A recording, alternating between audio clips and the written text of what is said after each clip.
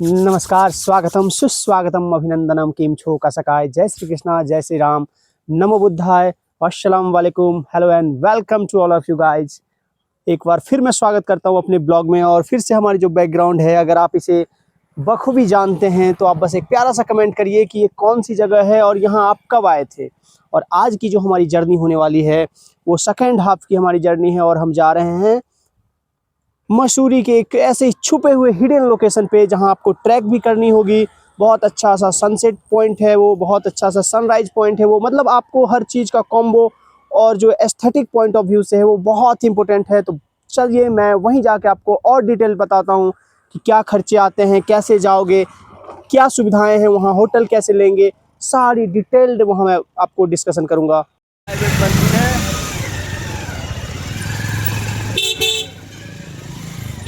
मंदिर में पैसे चढ़ाना सख्त मना है, ये है यहाँ की खास बात और बहुत ही प्यारी मंदिर है।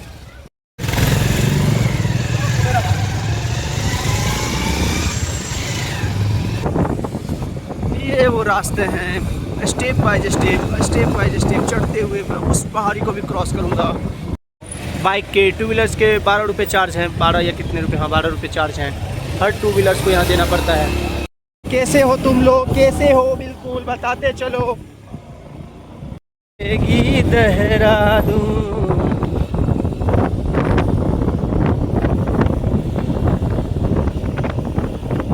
और देहरादून का वही व्यू बहुत ही बढ़िया। ये वादियों का स्वैग ही अलग है भाई। और यहाँ बाइक चलाने का भी स्वैग अलग है। नीचे चले गए तो ऊपर चले जाओ। ये माउंटेन व्यू जो है ना बहुत खतरनाक एकदम। रोड के साथ साथ आप नज़रों को बस बनाए रखो, फिर देखते चलो क्या व्यू आता है। अभी तो और ग्रीनरी आएगी बरसात में।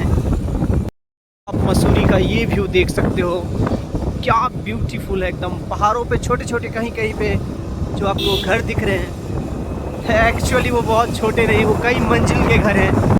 वाह, ये नज़ारे हैं जो देखने पे बनती है।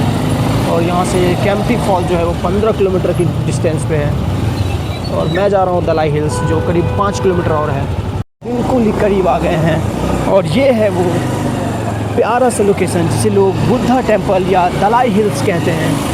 और अब मैं बिल्कुल दलाई हिल्स के बिल्कुल ही करीब आ गया हूँ। यहीं से शुरू होती है हमारी पैदल ट्रैकिंग और इसी आसपास मुझे अपने बाइक को करनी होगी पार्किंग। ये है मॉल रोड मसूरी की। टू व्हीलर्स के चार्ज लगते हैं 100, लेकिन पैदल लोगों के कोई चार्ज नहीं है। और भीड़ आप देख सकते हो किस कदर लोग जाने के लिए बेताब हैं। और यहाँ से ट्रैकिंग स्टार्ट होती है दलाई हिल्स की। अभी टाइम कितने हुए सर? 4 बज गए हैं, 5 बज गए, 4:30। देखेंगे। और बस हम लोग पहुँच गए हैं दलाई हिल्स पे।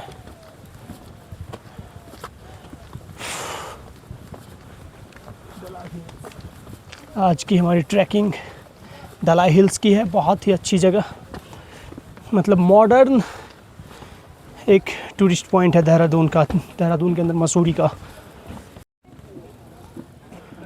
और ये है वो प्यारी सी जगह जहाँ पे ये रंग बिरंगी पताकाएं बहुत ज़्यादा अट्रैक्ट करती है।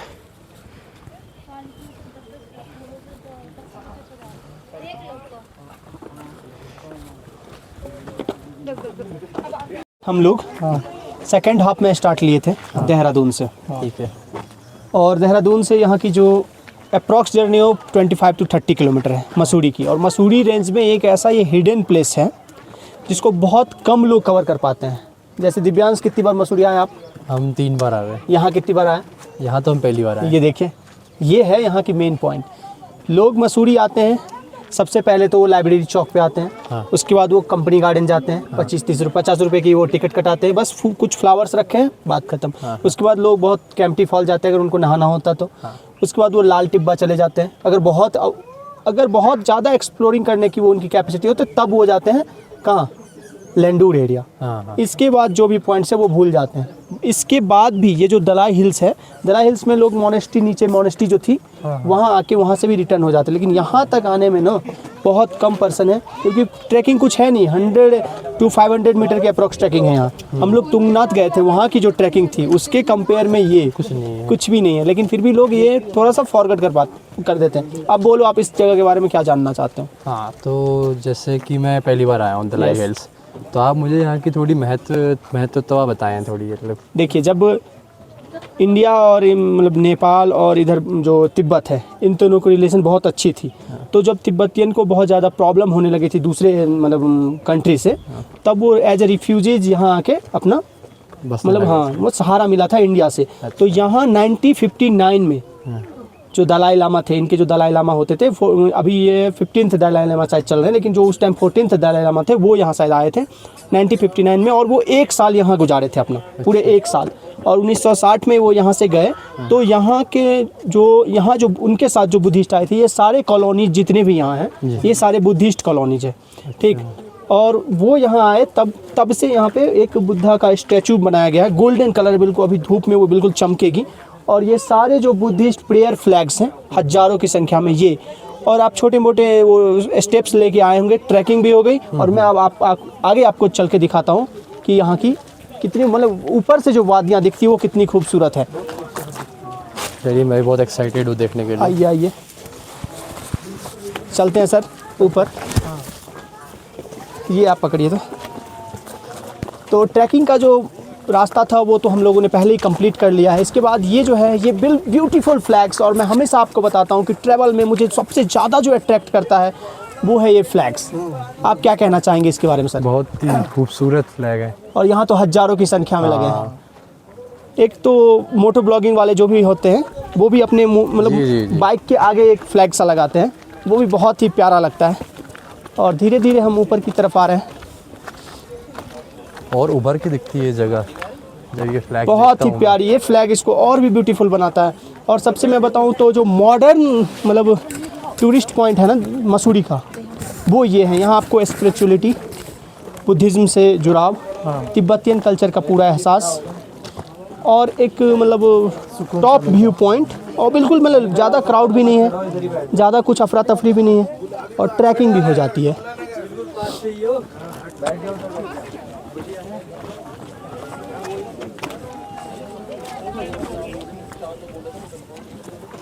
बाकी टूरिस्ट स्पॉट की जैसे मतलब यहाँ पर कम भीड़ है, बहुत कम, लेस क्राउड के साथ।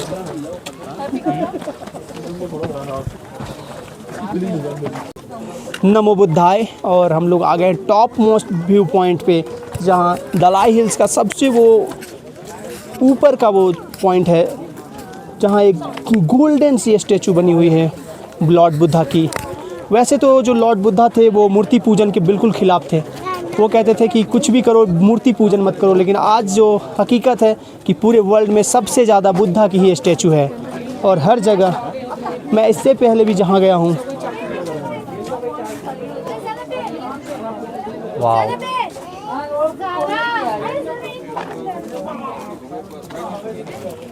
वाह, बिल्कुल सुकून भरा ये जगह। बुद्धा की वाणी को लोगों ने माना तो नहीं कि ये स्टैचू नहीं बनानी है, सबसे ज़्यादा स्टैचू उन्हीं की है पूरे वर्ल्ड में। फिर भी ये लोकेशन बहुत ही प्यारी है देहरादून के अंदर। मसूरी में लोग बहुत कम हैं जो इस पॉइंट को विजिट कर पाते हैं। जनरली लोग Kempty fall, mall road cover करके चले जाते हैं, और आसपास की जो चारों तरफ की लोकेशन है वो और भी बहुत ही ब्यूटीफुल है।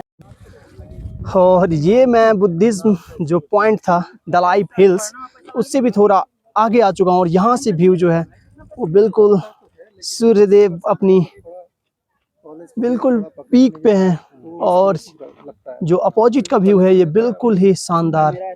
और ये नीचे जो है वो लवासना का व्यू है, बहुत ही शानदार ये जगह। और ये है शिवालिक हिल्स, और पीछे जो है वो हिमालयन रेंज है। और ये है हमारे कॉलेज के सबसे एक्टिव ट्रैकर। कहीं भी जाओ आप इन्हें ज़रूर पाओगे। कोई भी ऐसी जगह नहीं है जो इन्होंने मतलब फॉरगेट कर दिया अपने डायरी से। ये हर जगह आपको डायरीज बनाते हुए नज़र आएंगे।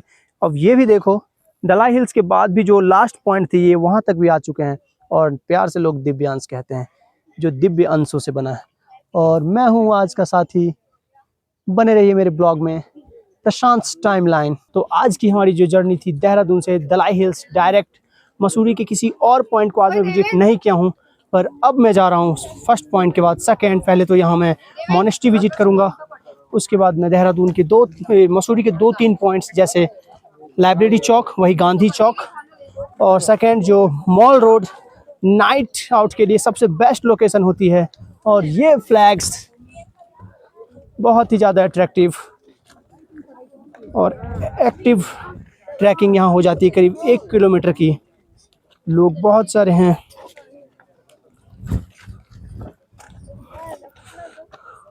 और ऐसे ही मेरे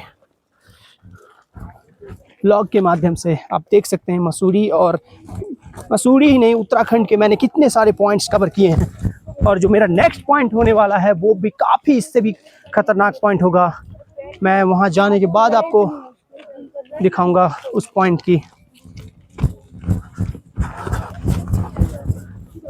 यस, और मेरे से ज़्यादा एक्टिव है आज के मेरे कैमरामैन।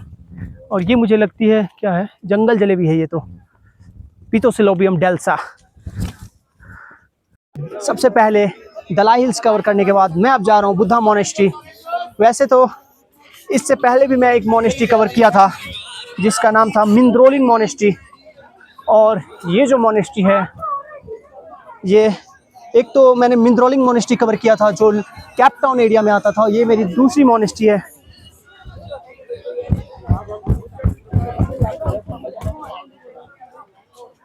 और ये